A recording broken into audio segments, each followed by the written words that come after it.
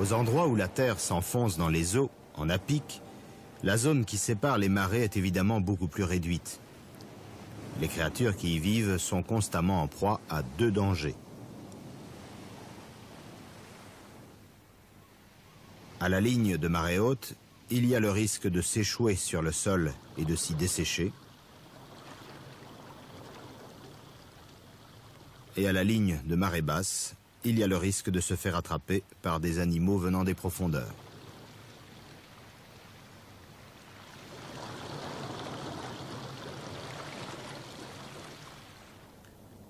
Chaque espèce vivant sur ce terrain étroit développe des forces qui lui permettent de compenser ses points faibles.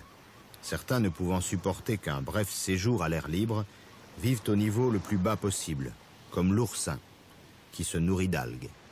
Hors de l'eau, il n'a d'autre solution que de s'accrocher provisoirement aux rochers. C'est ce que font également ces anémones de mer géantes, qui replient leurs tentacules car à l'air libre, elles ne captent rien à manger et les acidies ne peuvent filtrer l'eau et s'alimenter qu'épisodiquement. Les étoiles de mer sont carnivores. Celles-ci se nourrissent de moules. Elles les recouvrent de leurs bras pourvus de petites ventouses et forcent lentement leurs coquilles pour les dévorer. En dessous de la ligne de marée basse, aucune moule n'y résiste. Mais comme beaucoup de créatures de cette zone, une fois sorties de l'eau, les étoiles de mer sont impuissantes à s'alimenter. Les moules choisissent donc pour s'installer des rochers exposés alternativement au flot et à l'air libre. Les moules ne peuvent résister à des vagues très violentes. Aux endroits les plus exposés, elles sont remplacées par les balanes, petits crustacés fixés qui ont une plus grande résistance. Ainsi, chaque part de la rive est envahie par des organismes les mieux adaptés à ces combinaisons très précises de conditions physiques et biologiques.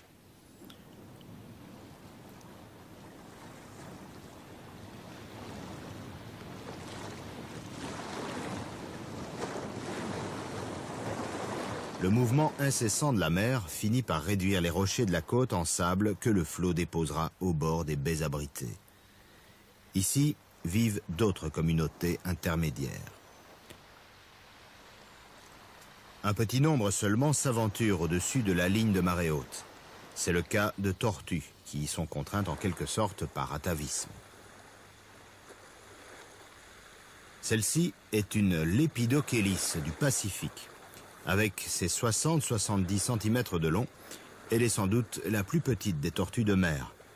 Comme toutes ses congénères, elle descend de reptiles terrestres et ses œufs ne peuvent toujours se développer qu'à l'air libre. Après s'être accouplée en mer, elle débarque donc sur la côte pour y pondre.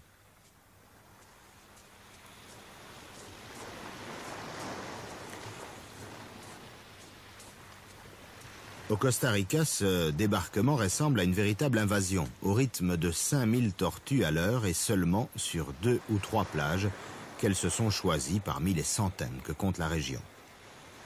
Plus surprenant encore, elles n'envahissent ainsi les plages que pendant certaines nuits, en août et novembre. Si leurs nageoires sont efficaces en mer, au sol, elles ne leur sont que d'un piètre usage. Elles sont à peine capables de les traîner sur le sable. Cette ponte massive et sporadique est une protection pour les œufs, qui sont ainsi moins menacés par les prédateurs.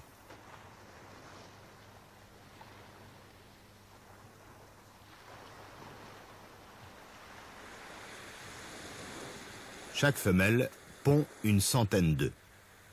Pour des raisons mal connues, rarement plus d'un de ces 100 œufs produira un petit, qui regagnera ensuite la mer.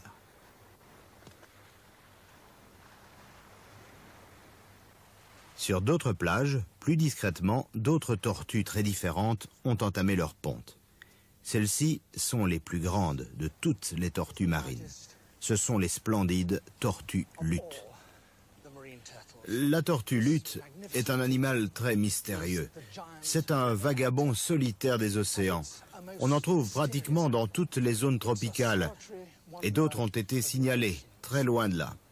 En Argentine, dans les îles britanniques ou encore en Amérique du Nord.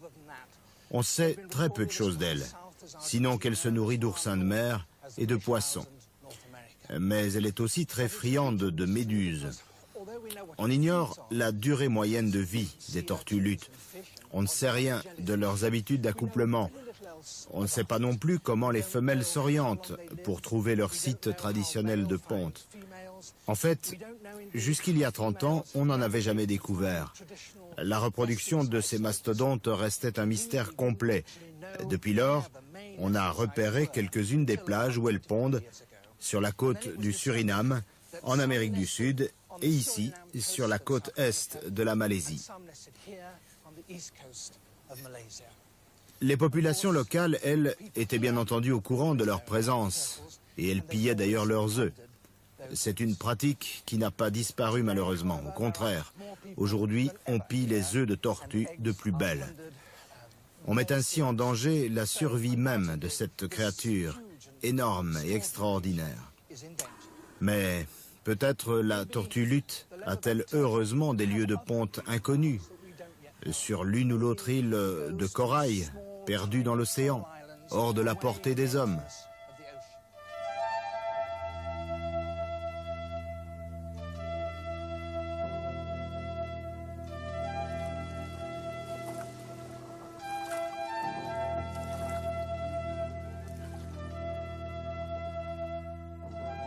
Si vous voulez découvrir une île du bout du monde, pourquoi pas celle-ci? Aldabra, dans l'océan Indien, la terre la plus proche est l'Afrique, à 400 km à l'ouest. C'est en fait un groupe d'îles qui font partie de l'ancien continent de Gondwana, aujourd'hui immergé. Celle-ci est un atoll, au sommet d'un volcan éteint, jailli de la mer il y a 50 000 ans. Elle est devenue maintenant le logis de milliers d'oiseaux de mer, tels ces frégates qui ont volé pendant d'innombrables kilomètres pour venir se poser sur les palétuviers qui poussent en bordure de la côte. La plupart des plantes environnantes ont dû venir à la surface de l'eau sous forme de graines. Une noix de coco peut flotter pendant plus de 4 mois avant de mourir. Celle-ci est bien vivante et rien ne l'empêcherait de croître en bordure de la plage. En grandissant, les cocotiers inclinent la tête par-dessus la mer. Ainsi, les noix tombent à l'eau et à marée haute, elles s'en vont coloniser d'autres îles.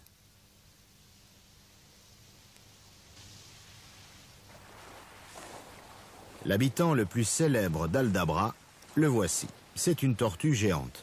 La plupart des tortues flottent naturellement. Si l'une d'entre elles, se nourrissant sur un palétuvier de la côte africaine, venait à être emportée par la mer, elle pourrait survivre suffisamment longtemps pour être amenée par les courants jusqu'à ces îles de l'océan Indien et s'y développer. C'est d'ailleurs certainement de cette manière que les ancêtres des tortues géantes d'Aldabra sont arrivés ici. La vie sur cette île est éprouvante. Le soleil tropical frappe les animaux, menace de les cuire littéralement à l'intérieur de leur carapace et les traces d'accidents de ce genre sont courantes.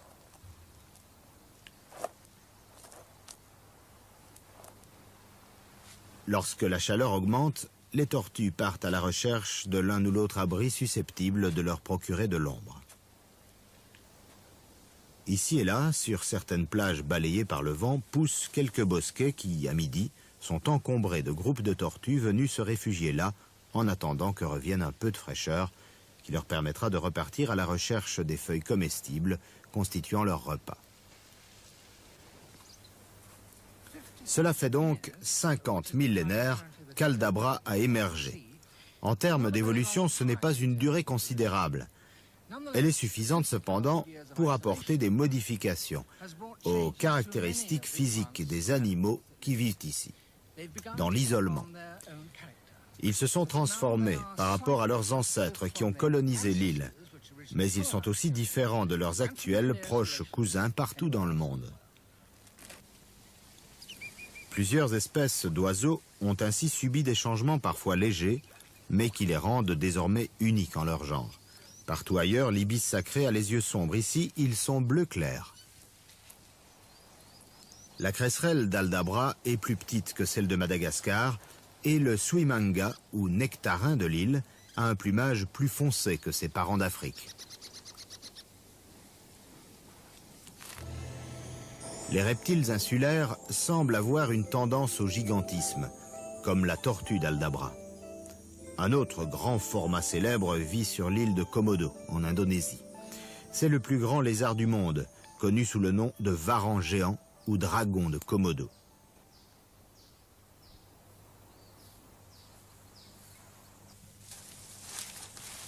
Il n'est pas difficile d'en rencontrer. Il suffit d'une carcasse de chèvre, de préférence en état de décomposition. Son odeur va les attirer à des kilomètres à la ronde.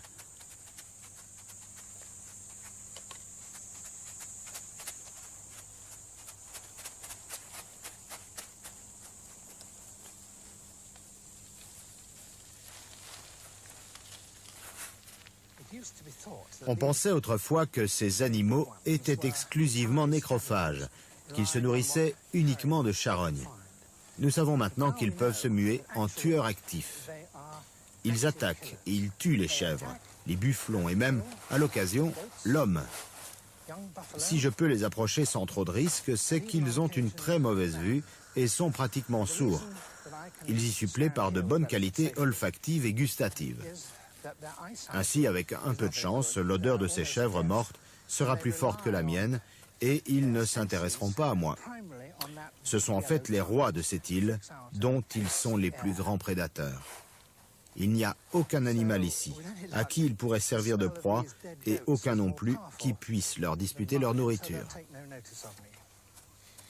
C'est sans doute ce qui, dans leur isolement, a permis qu'ils aient atteint une telle taille. Ils peuvent mesurer jusqu'à 3 mètres et peser une 50aine de kilos, et même davantage.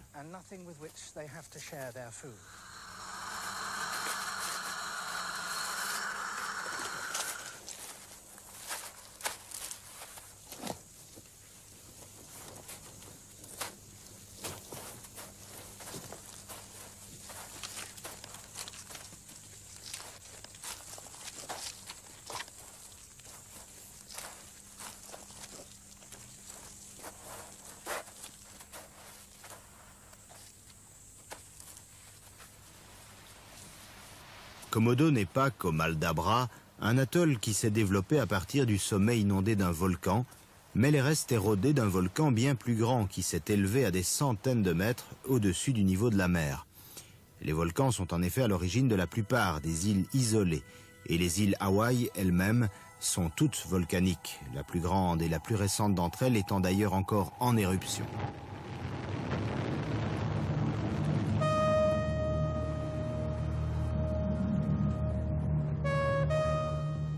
Sur ces hautes îles s'accumulent les nuages, chargés d'humidité. Sur leurs côtés, exposés au vent, les chutes de pluie tombent drues. Des cours d'eau dévalent les flancs des montagnes, traversant des couches peu compactes de cendres, érodant des vallées profondes. Ainsi, contrairement aux atolls qui constituent une plateforme de corail et de sable et de roches s'élevant à quelques centimètres seulement au-dessus du niveau de la mer, ces immenses îles volcaniques d'Hawaï offrent une grande variété d'habitats à leurs colonisateurs, des hautes pentes froides recouvertes de cendres, aux basses vallées bien irriguées, chaudes et humides. Là, du basalte récent et lisse, plus loin, d'antiques forêts poussant sur d'anciennes coulées de lave. Pour exploiter tout cela, les éléments colonisateurs ont adopté une multitude de formes. Le palila fait partie d'une grande famille d'oiseaux hawaïens, nectarivores, les Drepanididés. Leurs ancêtres étaient sans doute des pinsons transportés ici il y a des milliers d'années par de fortes tempêtes. Sur place, ils ont développé plus de 30 espèces, chacune avec son alimentation et son habitat particulier. Le palila se nourrit de graines. Il possède, pour les briser, un bec court et puissant.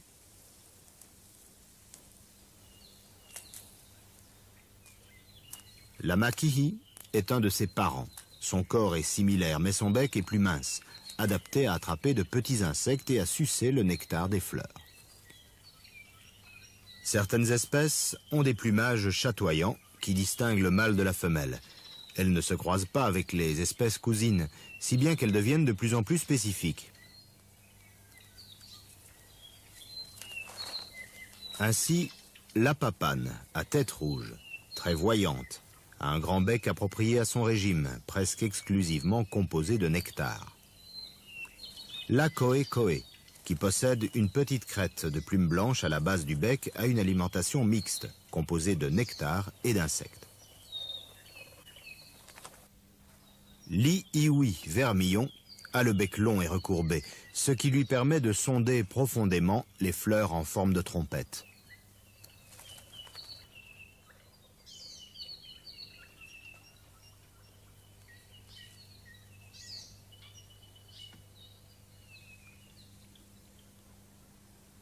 Le plus attachant, enfin, est sans doute l'Akia polaou, avec son bec splendide, à double fonction. La mandibule inférieure pique et écarte l'écorce pour y déloger les insectes, la mandibule supérieure allongée sert à les extraire.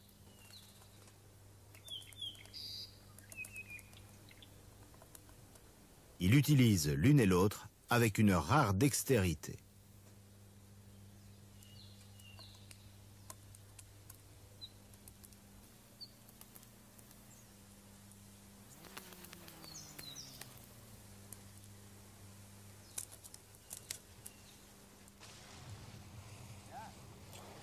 Des êtres humains ont débarqué à Hawaï il y a environ 1500 ans. C'étaient des Polynésiens, de remarquables marins. Ils naviguaient sur l'océan à bord de canoës à flotteurs pouvant transporter plusieurs centaines de passagers et dont la taille était double de celle des canots encore utilisés de nos jours dans le Pacifique. De leur base, située à Samoa, atteinte par leurs ancêtres plus de 1000 ans avant notre ère, ils ont colonisé les îles les unes après les autres, vers Hawaï au nord et vers l'île de Pâques à l'est. Mais leur plus grand périple, ils l'ont effectué au sud, parcourant 6500 km d'océan pour atteindre la Nouvelle-Zélande. À leur arrivée, il y a 1500 ans, la terre qu'ils découvrirent là était très différente de celle d'où ils venaient, avec des chaînes de montagnes et des forêts inextricables, contenant beaucoup plus d'animaux et de plantes que les atolls de corail. Car cette terre fit autrefois partie d'un plus vaste continent, peuplé des ancêtres de ses habitants actuels.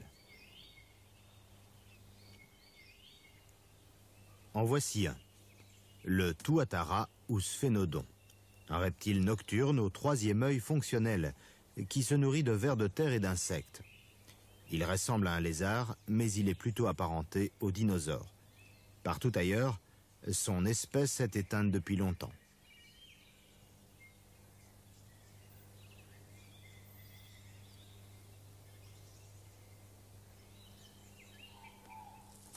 Autre relique de ce continent disparu, le kiwi. Le kiwi n'a pas d'aile visible, ni de queue, et il vit dans un trou au fond duquel il pond un œuf énorme, le plus grand proportionnellement à la taille chez les oiseaux.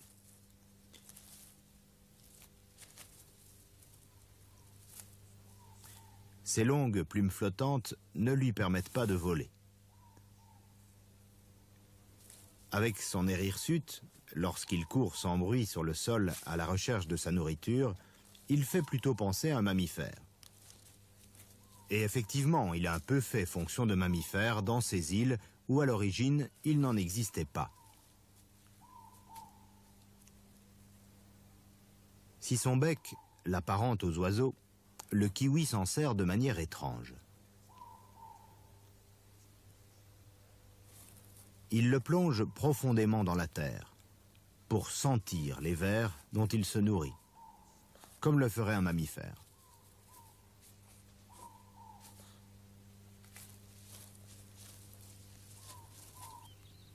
Depuis que la Nouvelle-Zélande est devenue, il y a quelques millions d'années, ce groupe d'îles isolées, des oiseaux plus récents y sont apparus, comme cette espèce de pigeon, le kererou, ou ce perroquet, le kea.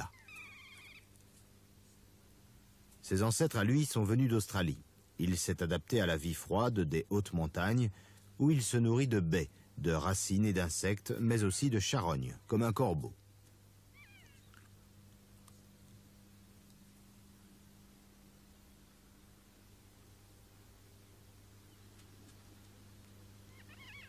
Le fait de vivre sur cette île a fait subir à cet autre perroquet, le kakapo, une profonde mutation. Il n'y a pas sur cette terre de mammifères qui mangent de feuilles. Cet oiseau en a fait son alimentation essentielle.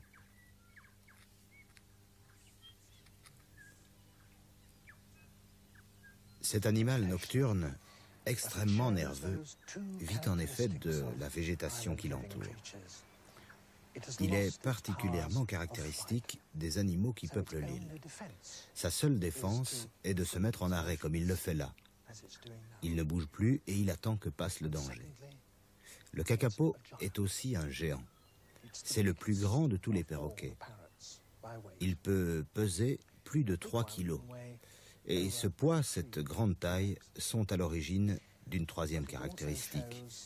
De tous les animaux de l'île, celui-ci est un des plus vulnérables.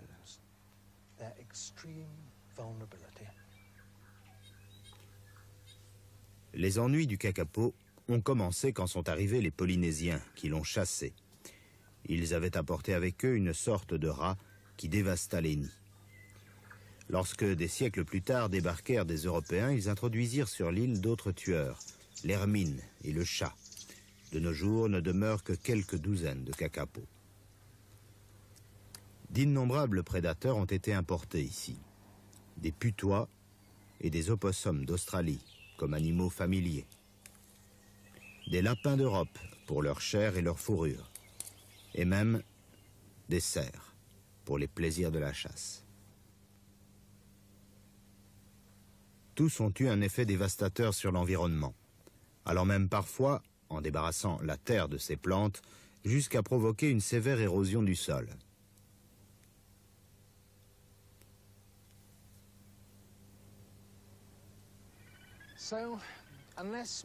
Tant que l'homme continuera, comme en Nouvelle-Zélande, à ne pas se conduire en protecteur actif de la nature, ces étranges animaux seront condamnés, comme l'ont été leurs ancêtres, aujourd'hui disparus, comme l'a été le dodo de l'île Maurice, exterminé par d'autres hommes. Les créatures que vous trouvez sur ces îles ne passent pas nécessairement tout leur temps ici. Certaines, comme ces voyageurs infatigables que sont les fous, n'y viennent que pour se reposer. De même que les frégates et beaucoup d'autres oiseaux de mer, ils trouvent leur nourriture non sur les îles où ils nichent, mais dans la mer où prolifère une autre communauté complexe de plantes et d'animaux. Ils cherchent des feuilles comestibles constituant leur repas.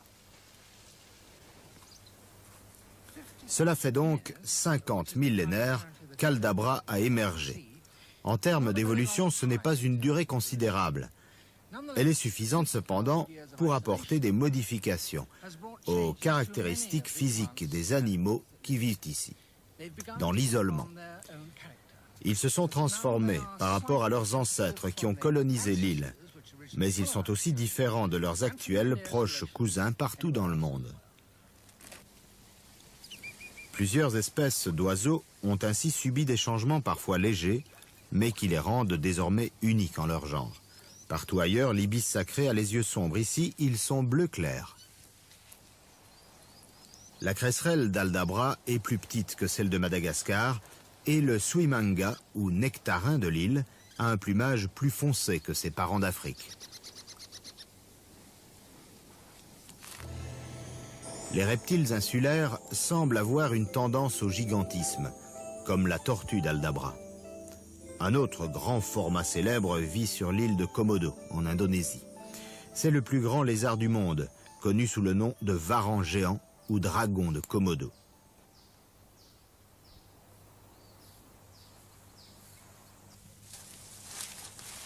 Il n'est pas difficile d'en rencontrer. Il suffit d'une carcasse de chèvre, de préférence en état de décomposition.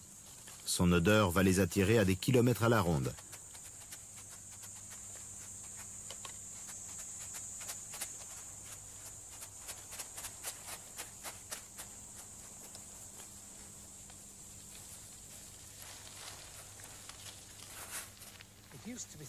On pensait autrefois que ces animaux étaient exclusivement nécrophages, qu'ils se nourrissaient uniquement de charognes.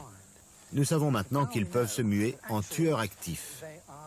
Ils attaquent et ils tuent les chèvres, les bufflons et même, à l'occasion, l'homme. Si je peux les approcher sans trop de risques, c'est qu'ils ont une très mauvaise vue et sont pratiquement sourds. Ils y suppléent par de bonnes qualités olfactives et gustatives. Ainsi, avec un peu de chance, l'odeur de ces chèvres mortes sera plus forte que la mienne et ils ne s'intéresseront pas à moi. Ce sont en fait les rois de cette île dont ils sont les plus grands prédateurs. Il n'y a aucun animal ici à qui ils pourraient servir de proie et aucun non plus qui puisse leur disputer leur nourriture. C'est sans doute ce qui, dans leur isolement, a permis qu'ils aient atteint une telle taille. Ils peuvent mesurer jusqu'à 3 mètres. Aux endroits où la terre s'enfonce dans les eaux, en apic, la zone qui sépare les marais est évidemment beaucoup plus réduite. Les créatures qui y vivent sont constamment en proie à deux dangers. À la ligne de marée haute, il y a le risque de s'échouer sur le sol et de s'y dessécher. Et à la ligne de marée basse, il y a le risque de se faire attraper par des animaux venant des profondeurs.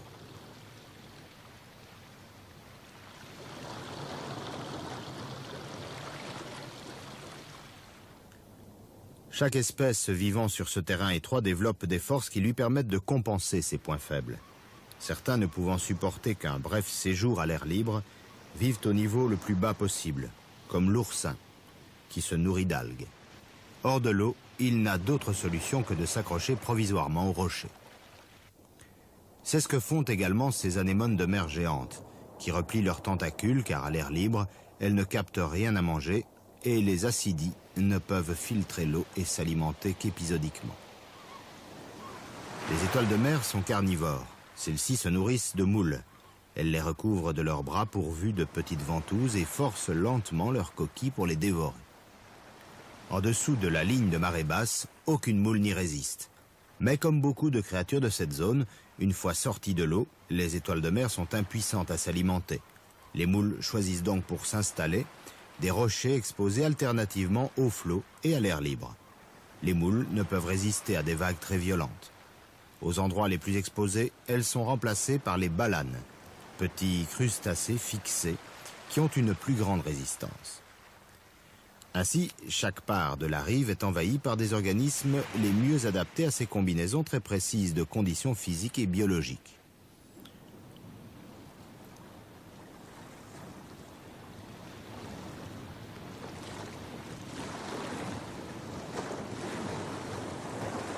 Le mouvement incessant de la mer finit par réduire les rochers de la côte en sable que le flot déposera au bord des baies abritées. Ici vivent d'autres communautés intermédiaires. Un petit nombre seulement s'aventure au-dessus de la ligne de marée haute. C'est le cas de tortues qui y sont contraintes en quelque sorte par atavisme. Celle-ci est une Lepidochélis du Pacifique. Avec ses 60-70 cm de long, elle est sans doute la plus petite des tortues de mer et pesait une cinquantaine de kilos, et même davantage.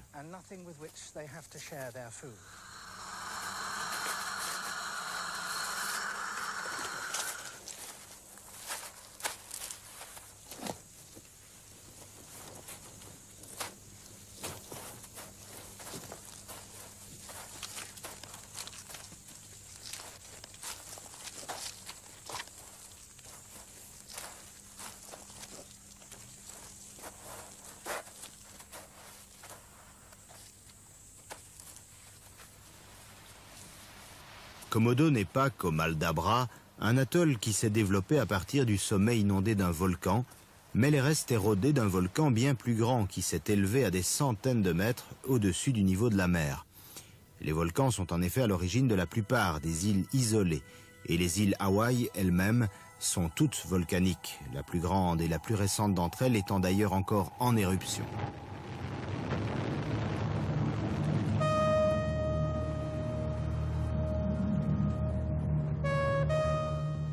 Sur ces hautes îles s'accumulent les nuages, chargés d'humidité. Sur leurs côtés, exposés au vent, les chutes de pluie tombent drues. Des cours d'eau dévalent les flancs des montagnes, traversant des couches peu compactes de cendres, érodant des vallées profondes.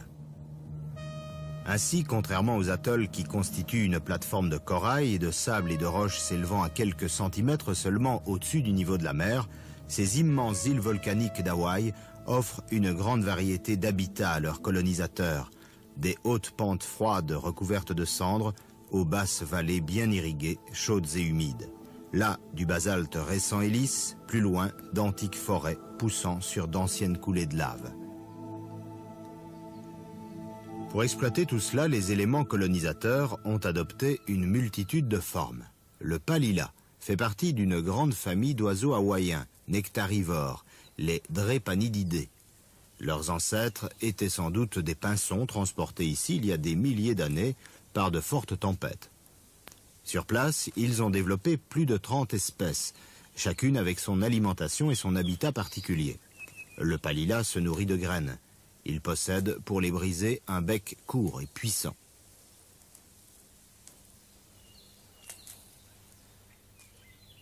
La makihi est un de ses parents. Son corps est similaire, mais son bec est plus mince, adapté à attraper de petits insectes et à sucer le nectar des fleurs. Certaines espèces ont des plumages chatoyants qui distinguent le mâle de la femelle. On met ainsi en danger la survie même de cette créature énorme et extraordinaire. Mais peut-être la tortue lutte a-t-elle heureusement des lieux de ponte inconnus, sur l'une ou l'autre île de corail, perdue dans l'océan, hors de la portée des hommes.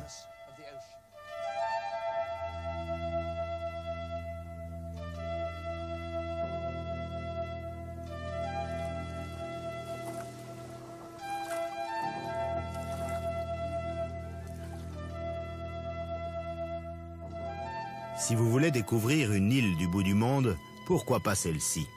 Aldabra, dans l'océan Indien. La terre la plus proche est l'Afrique, à 400 km à l'ouest. C'est en fait un groupe d'îles qui font partie de l'ancien continent de Gondwana, aujourd'hui immergé. Celle-ci est un atoll, au sommet d'un volcan éteint, jailli de la mer il y a 50 000 ans. Elle est devenue maintenant le logis de milliers d'oiseaux de mer, telles ces frégates qui ont volé pendant d'innombrables kilomètres pour venir se poser sur les palétuviers qui poussent en bordure de la côte. La plupart des plantes environnantes ont dû venir à la surface de l'eau sous forme de graines. Une noix de coco peut flotter pendant plus de 4 mois avant de mourir. Celle-ci est bien vivante et rien ne l'empêcherait de croître en bordure de la plage. En grandissant, les cocotiers inclinent la tête par-dessus la mer. Ainsi, les noix tombent à l'eau et à marée haute, elles s'en vont coloniser d'autres îles.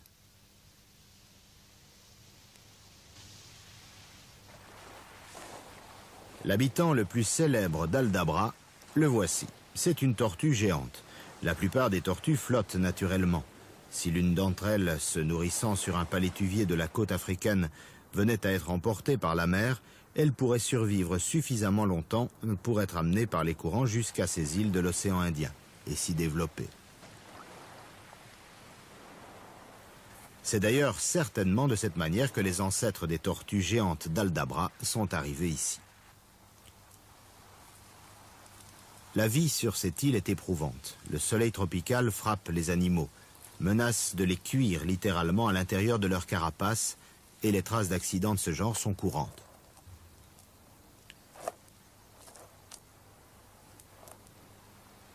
Lorsque la chaleur augmente, les tortues partent à la recherche de l'un ou l'autre abri susceptible de leur procurer de l'ombre. Ici et là, sur certaines plages balayées par le vent, poussent quelques bosquets qui, à midi, sont encombrés de groupes de tortues venus se réfugier là en attendant que revienne un peu de fraîcheur qui leur permettra de repartir à la recherche. Comme toutes ces congénères, elles descendent de reptiles terrestres et ces œufs ne peuvent toujours se développer qu'à l'air libre. Après s'être accouplées en mer, elles débarquent donc sur la côte pour y pondre.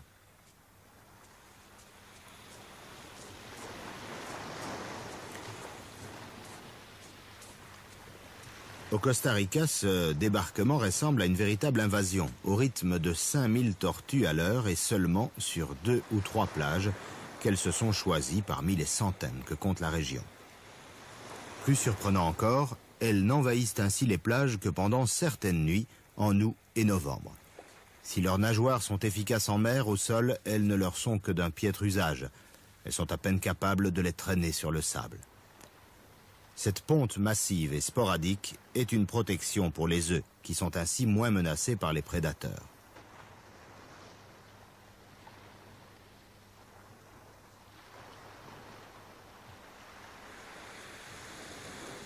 Chaque femelle pond une centaine d'œufs. Pour des raisons mal connues, rarement plus d'un de ces 100 œufs produira un petit, qui regagnera ensuite la mer.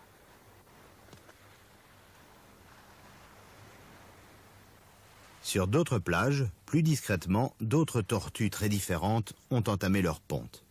Celles-ci sont les plus grandes de toutes les tortues marines. Ce sont les splendides tortues luttes. La tortue lutte est un animal très mystérieux.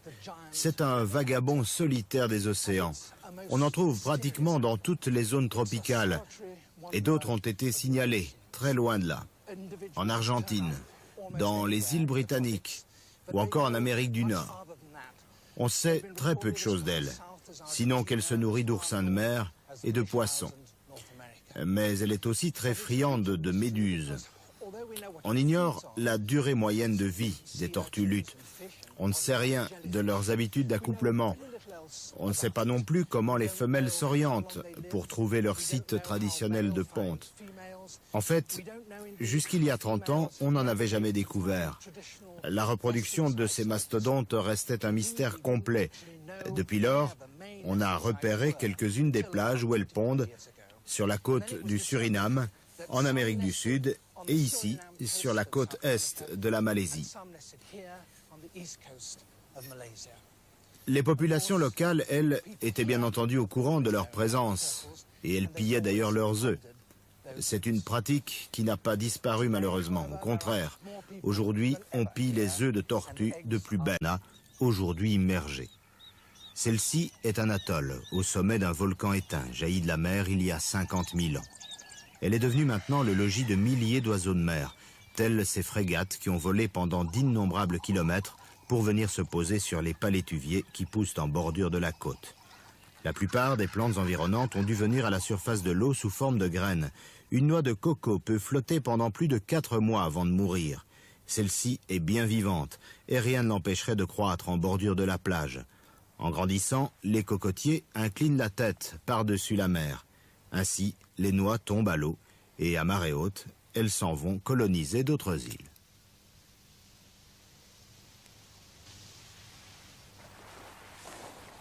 L'habitant le plus célèbre d'Aldabra, le voici. C'est une tortue géante. La plupart des tortues flottent naturellement. Si l'une d'entre elles, se nourrissant sur un palétuvier de la côte africaine, venait à être emportée par la mer, elle pourrait survivre suffisamment longtemps pour être amenée par les courants jusqu'à ces îles de l'océan Indien et s'y développer.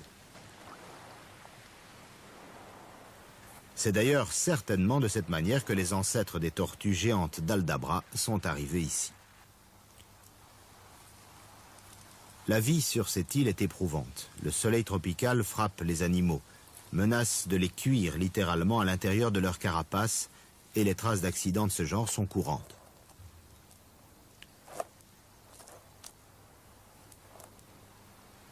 Lorsque la chaleur augmente, les tortues partent à la recherche de l'un ou l'autre abri susceptible de leur procurer de l'ombre.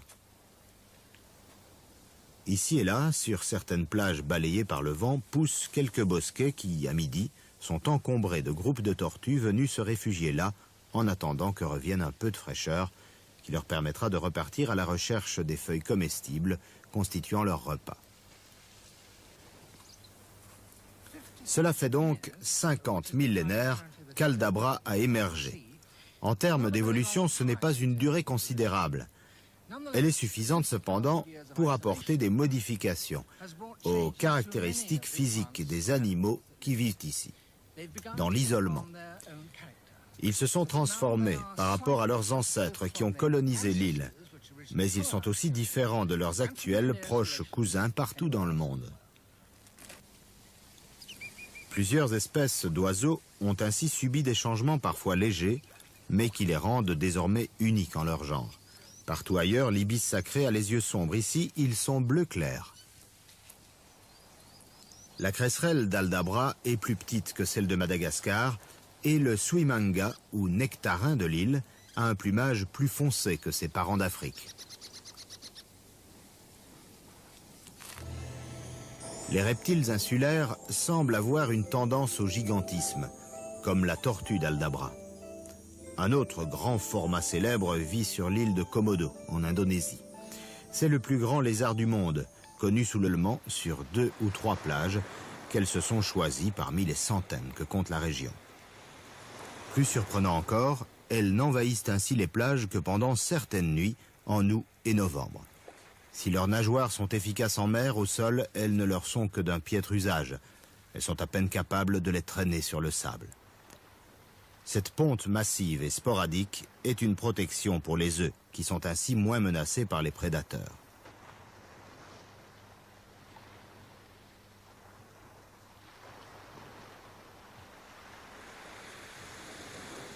Chaque femelle pond une centaine d'œufs. Pour des raisons mal connues, rarement plus d'un de ces 100 œufs produira un petit, qui regagnera ensuite la mer.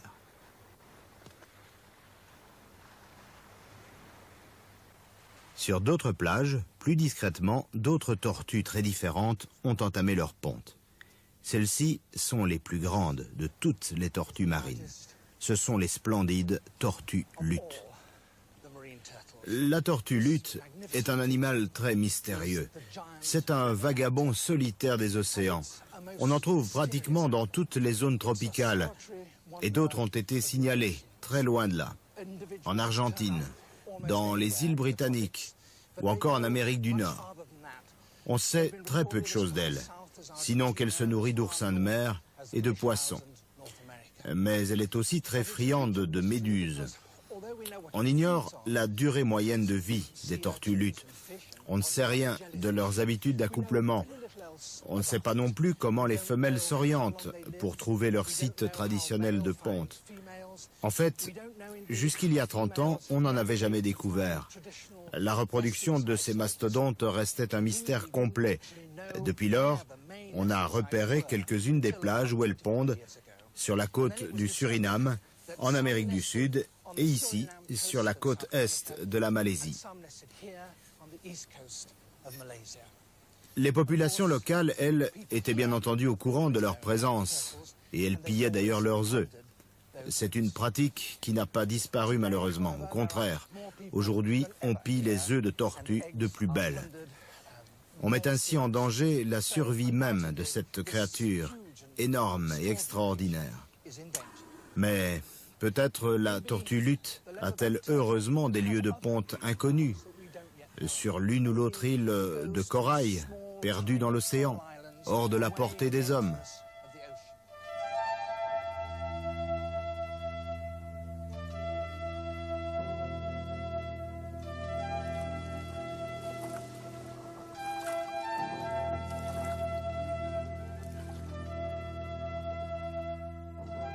Si vous voulez découvrir une île du bout du monde, pourquoi pas celle-ci?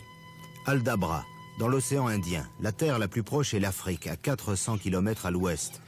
C'est en fait un groupe d'îles qui font partie de l'ancien continent de Gondwana, froide, recouverte de cendres, aux basses vallées bien irriguées, chaudes et humides. Là, du basalte récent et lisse, plus loin, d'antiques forêts poussant sur d'anciennes coulées de lave. Pour exploiter tout cela, les éléments colonisateurs ont adopté une multitude de formes. Le palila fait partie d'une grande famille d'oiseaux hawaïens, nectarivores, les Drepanididés. Leurs ancêtres étaient sans doute des pinsons transportés ici il y a des milliers d'années par de fortes tempêtes. Sur place, ils ont développé plus de 30 espèces, chacune avec son alimentation et son habitat particulier. Le palila se nourrit de graines.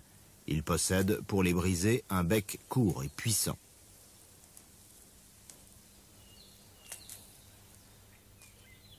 La makihi est un de ses parents. Son corps est similaire, mais son bec est plus mince, adapté à attraper de petits insectes et à sucer le nectar des fleurs. Certaines espèces ont des plumages chatoyants qui distinguent le mâle de la femelle. Elles ne se croisent pas avec les espèces cousines, si bien qu'elles deviennent de plus en plus spécifiques.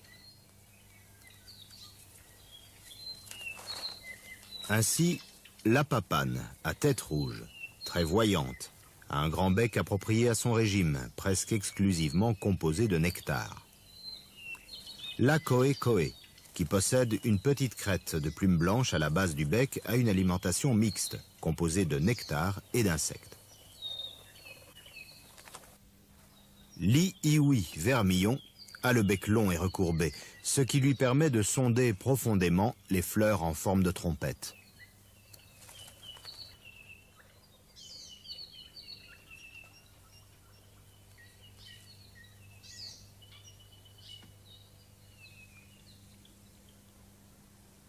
Le plus attachant, enfin, est sans doute l'Achia polaou, avec son bec splendide, à double fonction. La mandibule inférieure pique et écarte l'écorce pour y déloger les insectes, la mandibule supérieure allongée sert à les extraire.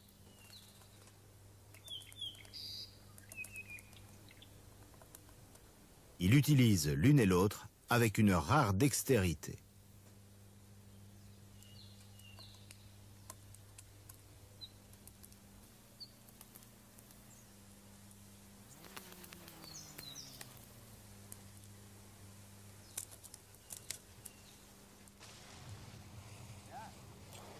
Des êtres humains ont débarqué à Hawaï il y a environ 1500 ans. C'étaient des Polynésiens, de remarquables marins. Ils naviguaient sur l'océan à bord de canoës à flotteurs pouvant transporter plusieurs centaines de passagers et dont la taille était double de celle des canots encore utilisés de nos jours dans le Pacifique. De leur base, située à Samoa, atteinte par leurs ancêtres plus de 1000 ans avant notre ère, ils ont colonisé les îles les unes après les autres, vers Hawaï, au nord, et vers l'île de nom de Varan géant ou dragon de Komodo.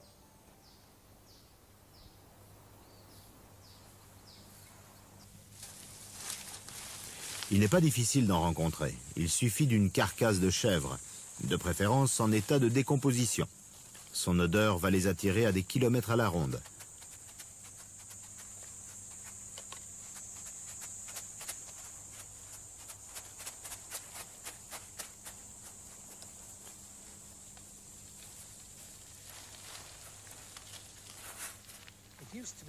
On pensait autrefois que ces animaux étaient exclusivement nécrophages, qu'ils se nourrissaient uniquement de charognes. Nous savons maintenant qu'ils peuvent se muer en tueurs actifs. Ils attaquent et ils tuent les chèvres, les bufflons et même, à l'occasion, l'homme. Si je peux les approcher sans trop de risques, c'est qu'ils ont une très mauvaise vue et sont pratiquement sourds. Ils y suppléent par de bonnes qualités olfactives et gustatives. Ainsi, avec un peu de chance, l'odeur de ces chèvres mortes sera plus forte que la mienne et ils ne s'intéresseront pas à moi. Ce sont en fait les rois de cette île dont ils sont les plus grands prédateurs. Il n'y a aucun animal ici à qui ils pourraient servir de proie et aucun non plus qui puisse leur disputer leur nourriture. C'est sans doute ce qui, dans leur isolement, a permis qu'ils aient atteint une telle taille. Ils peuvent mesurer jusqu'à 3 mètres et peser une cinquantaine de kilos, et même davantage.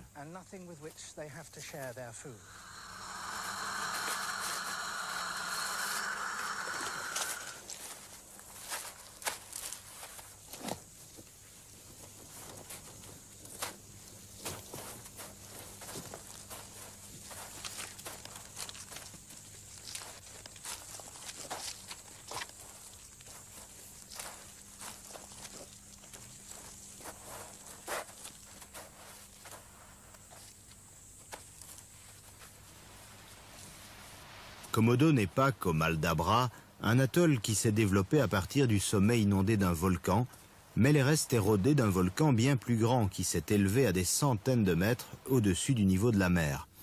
Les volcans sont en effet à l'origine de la plupart des îles isolées, et les îles Hawaï elles-mêmes sont toutes volcaniques, la plus grande et la plus récente d'entre elles étant d'ailleurs encore en éruption.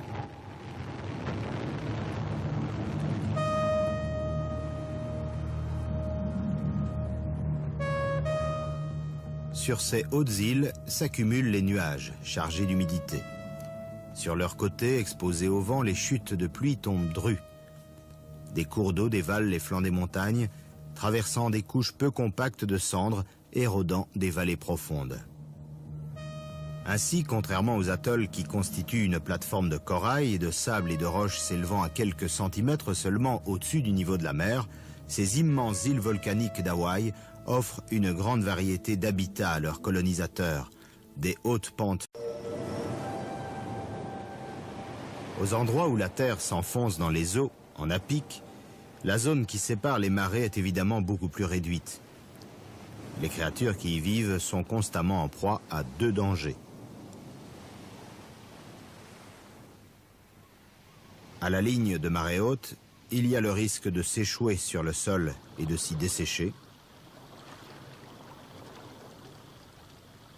et à la ligne de marée basse, il y a le risque de se faire attraper par des animaux venant des profondeurs.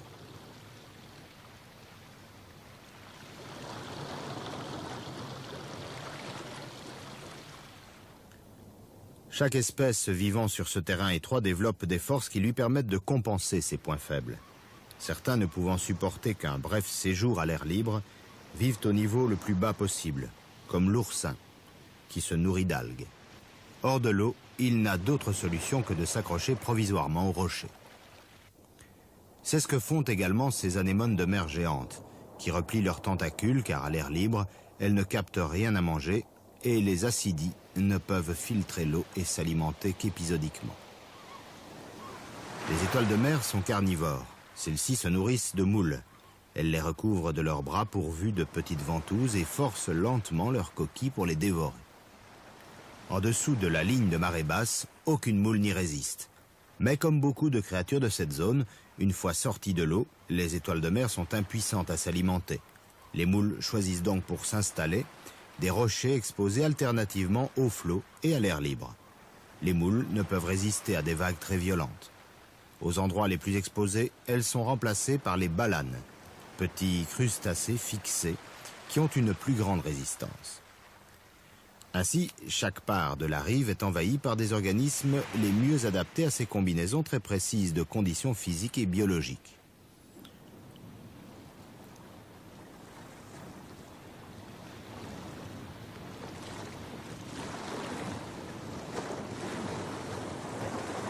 Le mouvement incessant de la mer finit par réduire les rochers de la côte en sable que le flot déposera au bord des baies abritées. Ici vivent d'autres communautés intermédiaires. Un petit nombre seulement s'aventure au-dessus de la ligne de marée haute.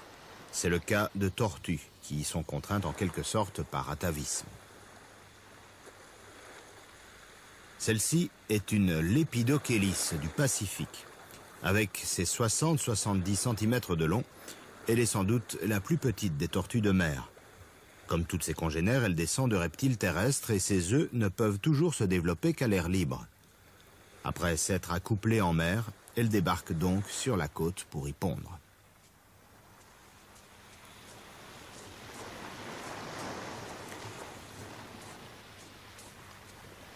Au Costa Rica, ce débarquement ressemble à une véritable invasion, au rythme de 5000 tortues à l'heure et